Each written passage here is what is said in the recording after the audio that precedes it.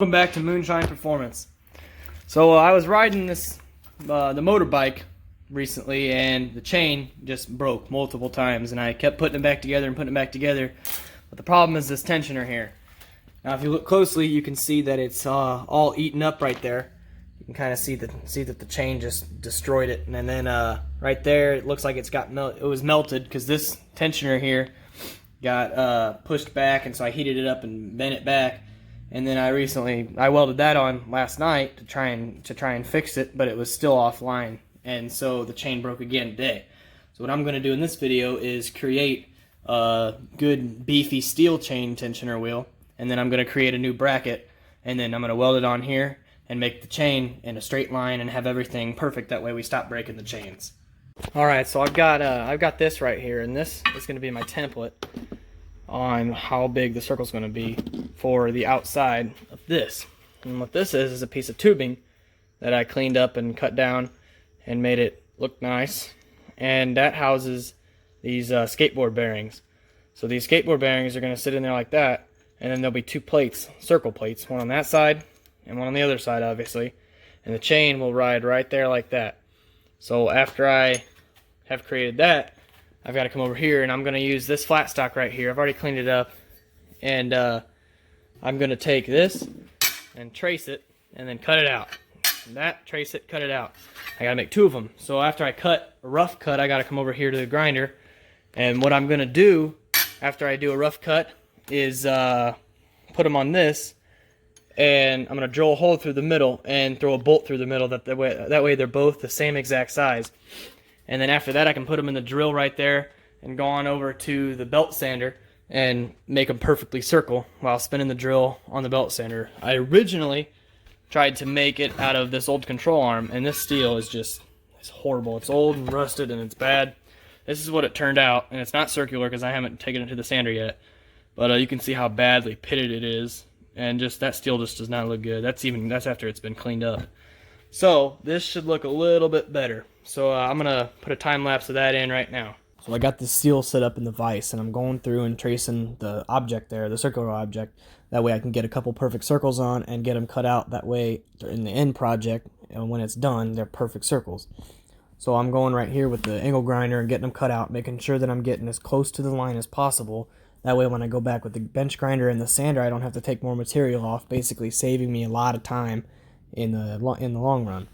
So I'm I just traced that out a little bit more, that way I could see it for later when I go to grind it to keep it on the circle. And I'm still grinding with the angle grinder to get the second circle cut out, again making sure that I'm close to the line to save me a little bit of time, because the angle grinder takes a lot less time than the bench grinder, and I really don't like grinding like this. The grinder just gets all over and it burns you, and it's loud and annoying.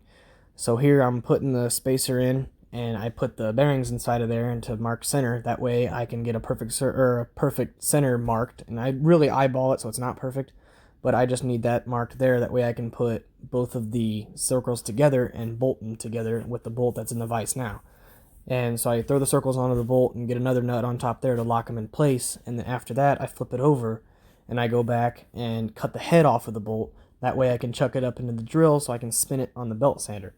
So I'm going to bring a belt sander in here, and that is going to give me the perfect circle, because you can't really turn it and grind it on a grinder. It won't be perfect. So right here is the belt sander, and I kind of get it in the divot there between the wheel and the frame. That way it's more not riding on anything hard, it's just the belt. And when I go side to side there, I'm making sure that the drill is spinning opposite of the belt sander to take off most material in the most amount of time, because this took forever too.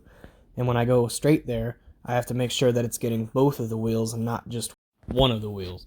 So I get the sander out of there. Now I'm taking it out of the chuck and cooling it down with that white towel. It's full of water. And I get the nuts off, and the circles are done. Completed the outside circles here, and they turned out pretty good. They're nice and smooth around the edges, and they are perfect circles because I used the drill. And so here's kind of what the thing's going to look like. So that'll sit there like that, and I'll clean these up again before I go and weld everything, obviously. And then all these bearings will sit in there like that. And then this last one will be sandwiched up on top. And right there, that's where the bolt is going to go right through to hold the tensioner in place. I don't think I'm going to paint this because it'll just get destroyed anyway. I might paint the outsides, but we'll see.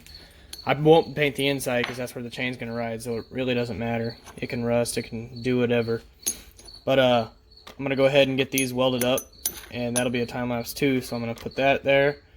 And what I'm going to do is throw that in there too and throw a bolt through it. That way it keeps everything centered. And then I'm going to go through and tack here and tack here and tack here and tack all the way around. I'm not going to run a full bead unless I think that there's enough room for the chain to ride. So we'll just have to see when I get there. And then after I get that one on, I'll throw this one on and come through in the inside and weld a full and weld around that too. And then the tension will be done and we can get it on the bike. So right here I throw the circles into the vise. And I am going back to see what bolts I can throw through it. I had one in there and it didn't fit within the bearing races, so I went back and drilled the hole out bigger. And both of the circles are actually in there at that time. So I got the holes drilled out, and now I'm just looking for the good hardware to throw it up. That way I can make sure that the circle is centered with the spacer, the piece of pipe, before I weld it. That way when it's fully done and welded, it's perfectly in the center. And I went back and cleaned it up. That way I get a nice, good, clean weld. And after that, I bring over some acetone and clean it up again for a better weld. And now I'm getting the welder set up and getting the electrode grinded, and I'm gonna go back and I'm gonna tack and spot. And I don't like going around and tacking here and tacking there and tacking there. I just like running a bead, which is not good because you can warp the metal, but it'll be fine.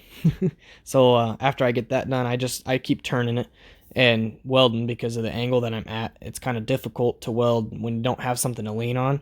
So by turning it, I can stay in the position I'm in and I can weld from there. So I just keep going with that and going around and going around. This takes a lot less time if I were to just go back and tack it and tack it.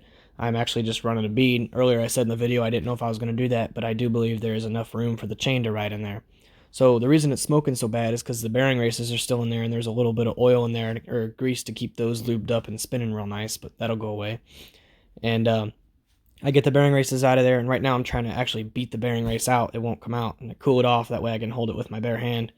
And I'm getting the bearing out of there right now. I finally get it out. After I got the bearing races out of there, I went and cooled it off with some water, and I go and clean it up again. That way I can finish the rest of the weld. Of course, making sure that the torch angle is correct, and I just welded on the side here because in the vise it's kind of a weird angle.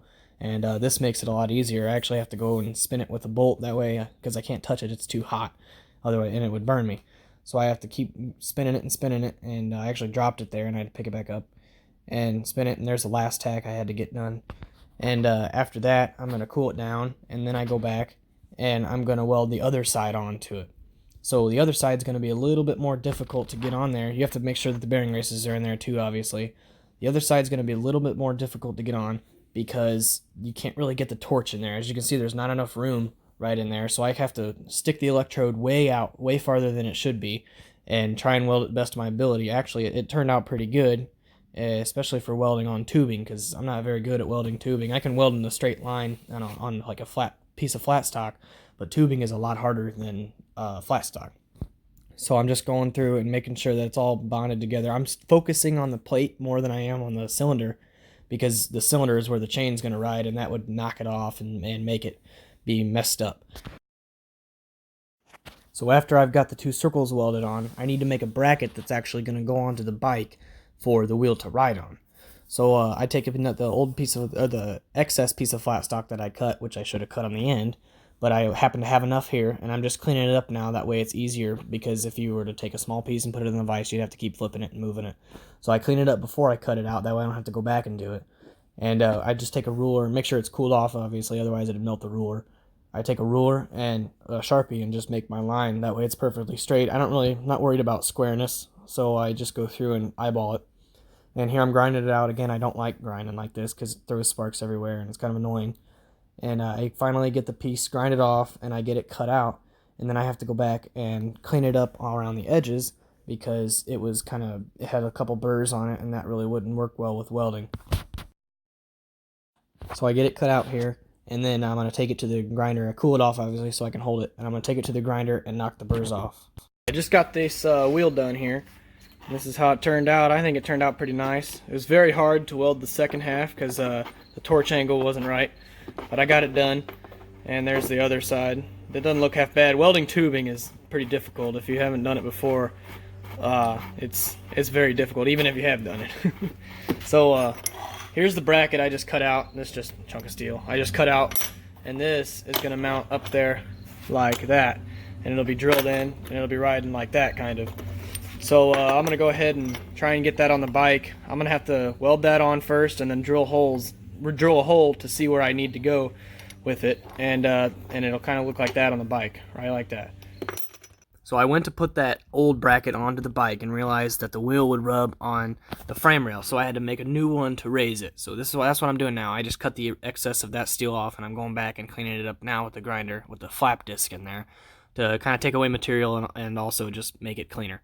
And now I'm cleaning up the edge so when I go to weld it onto the bike, it doesn't the weld's a little bit nicer than if I wasn't to clean it. So I cool it down again, and now I'm going to throw it back in the vise. And what I'm going to do is drill holes for adjustment. So I take the ruler and put it on there and draw my first straight line, and then I go back and go every 1 centimeter, I believe, and drill the first pilot holes. And then after I get those holes drilled, I'm going to go back with a bigger drill bit to make sure that the bolt that I use through the tensioner fits. So that's what I do there. And then I go back with an even bigger drill bit and flip it over. And that gives it a little bit of a recess. That way there's no burrs sticking out and everything can spin freely inside of there. Just getting the bracket all drilled up and made. I had to make a new bracket because this one didn't, if I put it on the bike right here, the wheel would be hitting on this dropout here. So I had to make one to raise it up a little bit. That's a little bit thicker. And I made more holes and set it on the back. So now it spins like that. And it's all good. So that's going to go onto the bike. I'm going to try and figure out how to get that on there now and see when that's done. Tensioner on the bike, tested it out.